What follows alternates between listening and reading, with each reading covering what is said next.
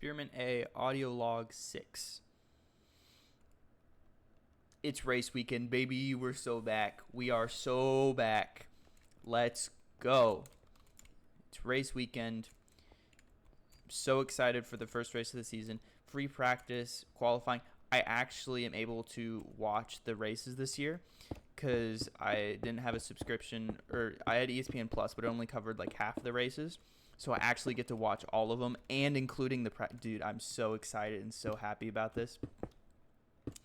So Formula One is my sport. I love watching cars go around vroom, vroom, vroom really fast. And then the circuits are really cool. It's worldwide, many different cultures, languages. It's just it's so much fun.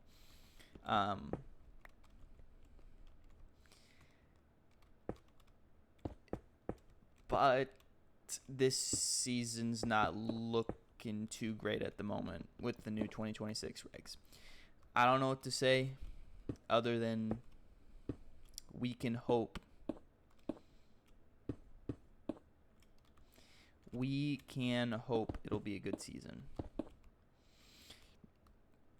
Cannot say for sure whether or not it'll be a good season. But looks like Mercedes is really sandbagging. Oh, I got my predictions in. I'm doing the Formula One Fantasy League. I got 2 different teams. Let's see. Oh, and then I'm doing my own side predictions. And so for the race week, I try to do my predictions before the race weekend start. But my predictions were, let's see, what did I predict for in Australia? Because I made these predictions. It's the same day I'm recording. So anyways, I predicted that the good surprise would be McLaren in Australia. George Russell, big flop. Hear me out, guys. Mercedes cook. Take the sandbags off. They're going to be flying down. And then Russell just happens to crash out or has a power unit failure, you know? Oh, no. And then Mercedes turns up to race 2 and just dominates by like a whole minute because they had no clue where Mercedes was at all because they both like crashed out on like lap 1 or something. I don't know. But then my crazy prediction for this weekend was no Mercedes in the top 5. Yeah, that's not happening whatsoever at all. But like, let's be real here, everyone. Mercedes, it's probably gonna be Mercedes front row and 1-2. I don't think anyone's in doubt of that. The real question is, will it be Ferrari's year? Have Ferrari cooked? They did really well in preseason testing. Brilliant reliability. The amount of laps Haas was able to get in throughout all of the Bahrain testing, and even in the first test in Barcelona. Just incredible reliability and great mileage for Ferrari. So I'm quite intrigued actually on how well that Ferrari power unit is compared to the Mercedes, because we know Mercedes has been sandbagging and we don't know by how much, and Ferrari seems to be showing their hand, I guess, or I think Ferrari is showing their hand, and I think they actually look really good and really decent. I think they might have a shot to challenge Mercedes if Mercedes isn't 10 seconds down the road at the end of lap 3 or something. In any case, it could be Ferrari's year, and we could see an awesome title fight between Leclerc, Hamilton, Kimi, and Russell. Please, F1, please give us this. Sad news, though, the regulations look like they're going to be even worse for overtaking than the previous generation. Everyone's battery starved, so like they just run out of power like halfway through the straight, like they were saying for years before these regulations even came into effect. Like, F1, what are we doing? You made these regulations how long ago? And you're like, the exact concerns that all the drivers and all the teams raised 3 years before this was even realized in real time. And oh wait. Oh, the same problem that you tried to fix that was identified 3 years ago, still here to stay. I will say the sustainable fuels is kind of cool that they're going from 90% fossil to now just 100% sustainable. So mind you, it is a specific blend of, so it's not necessarily a what do you call it, like road style, like it's made specifically for the engines. It's not like anything necessarily in crazy advancement, but like the price for the mixture is crazy expensive. What did I think is Formula 1? But that's kind of cool. But the electric 50 split, I mean, it's all right. I think it's cool just for its innovation and just how much speed you can just get off the get-go. Like, turn on the battery, boom, oh, we're already there, like full speed kind of thing. The issue is like the recharge. That's just the primary concern.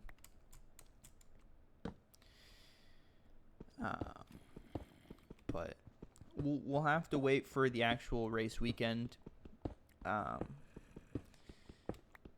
depending on how the race weekend goes, we might find out a whole lot more on whether or not these are good cars to overtake with, whether they suck, whether F1's about to just completely lose their entire fan base that's been like growing. It's probably the biggest it's ever been right now, and then they're just like drop the worst regulations and worst cars in like the history of the sport, and then they lose all the fan base unless you're a diehard fan like I am. So that'll be interesting. Super excited for that. Aston Martin, bro, what happened to Aston Martin? We expected so much from them, and we got nothing. We literally got nothing from them. We thought that Fernando Alonso was getting his 5th world title, and actually, no. The car will actually will actually injure you. If you drive it for more than 25 laps, you'll start to receive electric shocks due to the engine vibrations. Absolute cinema. Fernando Alonso, world championship of Honda screwing him over. No. It is what it is. I think that... Dang it. I think they'll work it out. I'm not sure if they can work it out by the end of the season. I'm confident Honda can make a comeback. I mean, we saw that with Red Bull in, was it 2018? They got Honda with them. Oh, I do have pickaxe.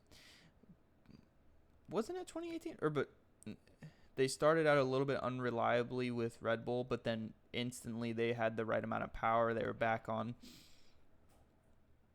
a good amount of... So I don't think it's out of the question for Aston Martin and Honda, but I do think that it's not going to be till next year. And that's the real question. Will Fernando Alonso be able to stay another year? Because he has indicated that this might actually just be his last year. So that's going to be really sad for me if that is true. Favorite driver, and it's heartbreaking to see this, especially because they have the best facilities now in F1 with all the money investment, all the new wind tunnel. Do they have a new CFD, or is the CFD they got done a few years ago, but it's still brand new? So it really just is. It's crazy. Not gonna lie, we were like, oh my gosh, what on earth did Honda do? It's not even reliable, let alone fast. So we don't even know if they're going to compete in the Australia race weekend. So that's crazy, bro. I do think the engines sound better. The engines, in my opinion, sound better than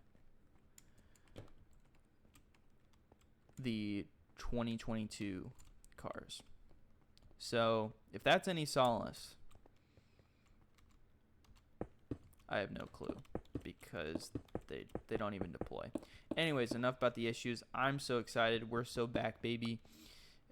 When a man loses his sport for 3 months, just total depression, no interests, no way of life.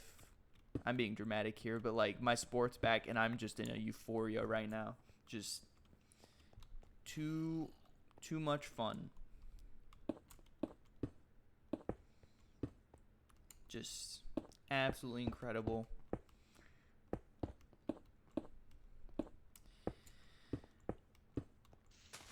I'm just like smiling right now. Like I'm so thankful that my sport is back. Absolutely love that. I don't know what else to say. Oh, the FIA, please fix the cars. Please. Oh, and then second of all, what the heck is this? Like, what the heck is that? Oh, Mercedes has too powerful with they got around a loophole with the piston ratio, something or other. And then their get around of it is that the FIA won't enforce it at high temps till August. August? Over half of or maybe it might just be half of the races on the Grand Prix, we're just going to let them have this crazy advantage.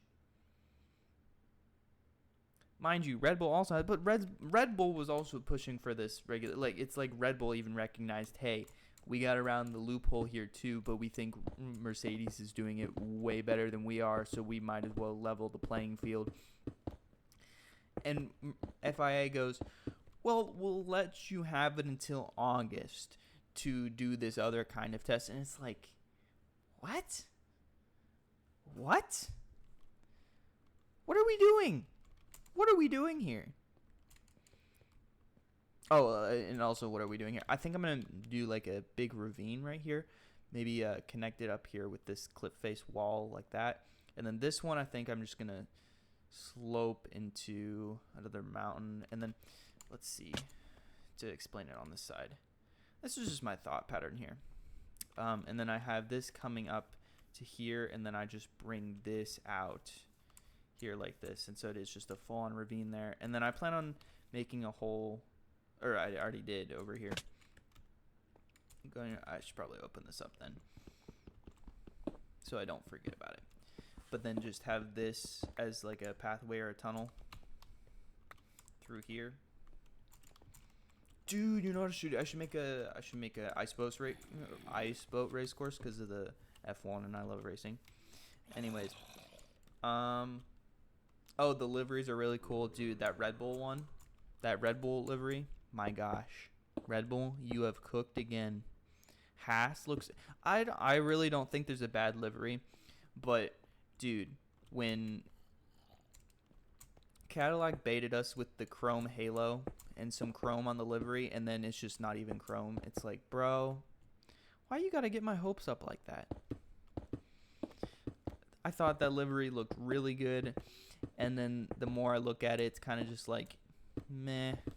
You got rid of the chrome. It's not as good as I thought it was. So, hey, can't win them all.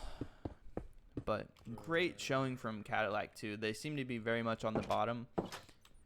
Audi's looking great too. They seem to be not at the bottom, but still lower down. But I don't know. But super excited. Could it be Ferrari's year? Let's be real here. Nah. Especially since, guys, it could be Ferrari's year. They could win the championship. Boom! War with Iran. World War III incoming. Oh no! Ferrari's year.